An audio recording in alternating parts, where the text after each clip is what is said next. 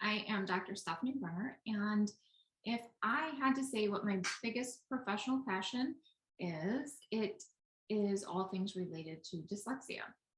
I'm often asked why I love the topic of dyslexia so much. For me, it's an easy answer, but it's really multifaceted.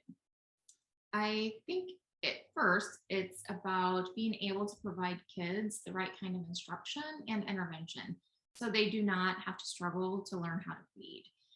Research has provided a clear picture of the processes the brain goes through to become a reading brain, as well as what most often is the source of difficulty. As teachers, we can leverage that in the classroom to help kids break the code and become proficient readers. And it's really good instruction for all kids. However, it's critical instruction for kids with dyslexia.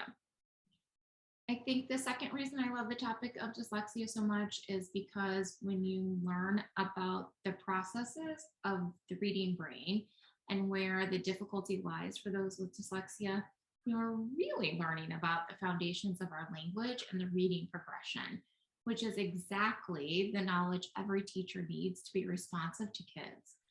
I love being able to grow teacher knowledge in those areas. The most often question that I am asked is, what do I do in the classroom for those with characteristics of dyslexia? Unfortunately, there isn't a quick fix or an easy answer. But when you know the processes of the brain, the foundations of our language, and the reading progression, the answer to that question starts to really make sense.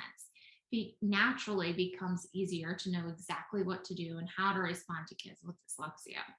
Since this is my passion, I am on a mission to help grow teachers' knowledge of dyslexia, the reading brain, the foundations of our language, and the reading progressions.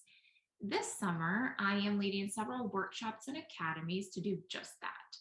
One is a phonics academy, where you will learn all the things you wish you to learn in college about the foundations of our language.